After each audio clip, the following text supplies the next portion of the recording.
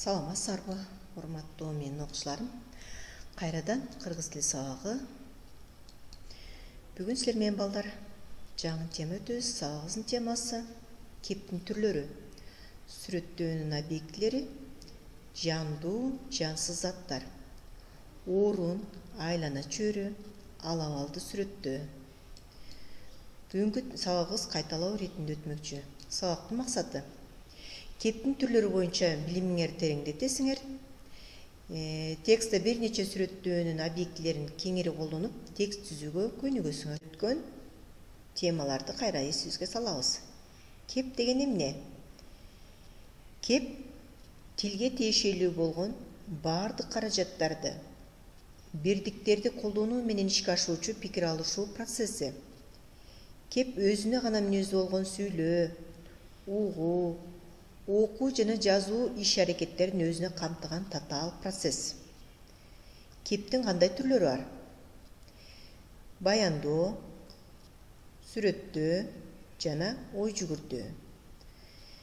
Силер буга чейин кептин түрлөрү менен таанышкансыңар. Бүгүн биз сүрөттөөгө токтолобуз. Сүрөттөө деген эмне? Сүрөттөө кандайдыр бир көрүнүштү, адамдын кебете кешпирин, жаратылышты толугу менен көркөмдөп, мүнөздөп айтып берүү.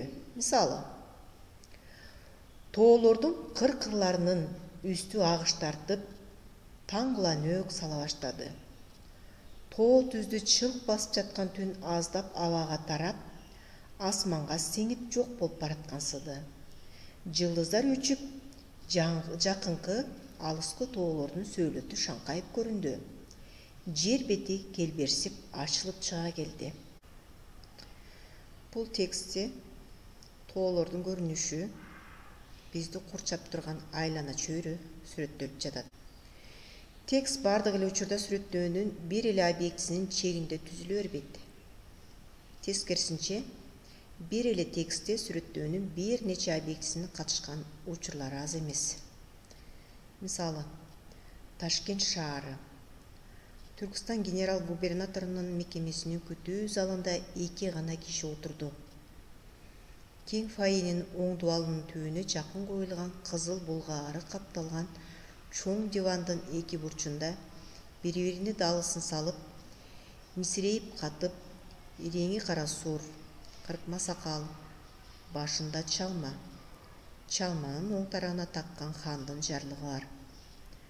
Карала кымкап чепкенин ичинен кийген кызыл манат камзолдун төшүндө Россиянын 1 даража Станислав ордени жаркырайт. Берки киши андан алда канча жаш, иреңи куба, кер сары, оорук чалда 2 көзү киртейип, муңканып отурат. Берилген текстте сүрөттөөнүн төмөндөгүдөй объектилерин катышканын байкоого болот. Биринчи, орунду сүрөттөө. Орунду сүрөттөө темасы бул фойе, башкача айтканда күтүү залы. Сүрөттөөдөгү негизги ой же сүрөттөө каражаттары кең, дубалдын түбүнө жакын коюлган кызыл булгаары капталган чоң диван. Ал эми экинчи сүрөттөө бул жандуу заттарды сүрөттөө. Сүрөттөөнүн темасы 2 адам. Сүрөттөөдөгү негизги ой адамдын сырткы көрүнүшү. Орто жашап калган иреңи кара суур, кыркма сакал, башында чалма, Станислав ордени деген сөз айкаштар аркылуу адамдардын сырткы көрүнүшү сүрөттөлдү. Ал эми үчүнчү, ошол эле адамдардын ала-абалын сүрөттөгөн сөздөр кездешти. Сүрөттөөнүн темасы дагы эле 2 адам. Сүрөттөөдөгү негизги ой алардын ала-абалы. Бири-бирине далысын салып, мисирейип катып, жер тиктеп, иреңи куба, кер сары, оорук чалда 2 көзү киртейип, муңканып деген сөздөр жана сөз айкаштар аркылуу адамдардын ала-абалы сүрөттөлдү.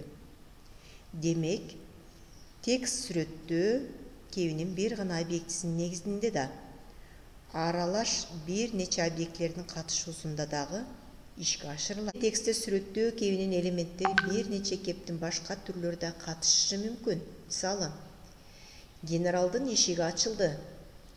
Экөө тең тура калышты.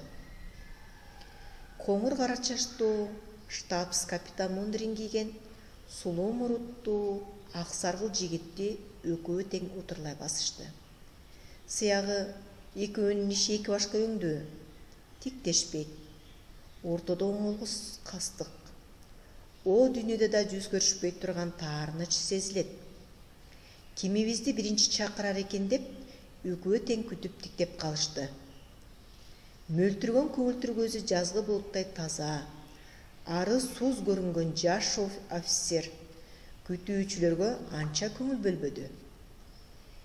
Балдар, өзүңөр байкап тургандай бул жерде бир эле текстте бир нече кептин түрлөрү кездешкенин байкоого болот.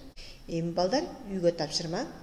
Көркөм адабий чыгармалардан чакан текст мисалында кептин түрлөрүн аныктап, сүрөттөөнүн объектилерин аныктагыла. Өзүңөр каалаган чыгармалардан алсаңар болот балдар. Өзүңөр каалаган чыгармалардан үзүндү алып, бүгүнкү өтүлгөн темага байланыштуу сүрөттөөнүн объектилерин мисал келтиргиле. Эмесе балдар, ушу менен биздин бүгүнкү сабагыбыз соңуна келип жетти. Саламатта калгыла.